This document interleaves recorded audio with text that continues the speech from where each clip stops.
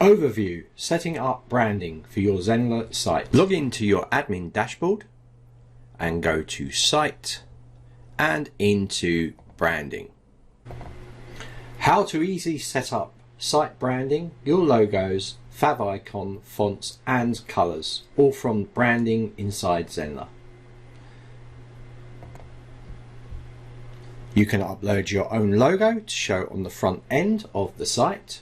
You can also upload your favicon. This is the little logo in the corner here. You can also set up a default font family for your site.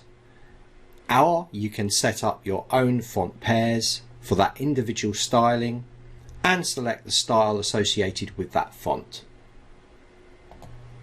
You can do the same through course player font families as well, meaning that you can have a different font in your course or curriculum than on your main website.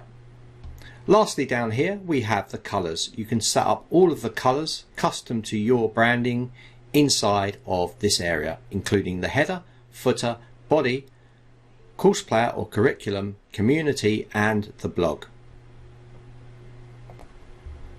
An important note is when you do update any of these branding areas that you do clear your cache and or check in incognito mode within your browser to see these changes reflected.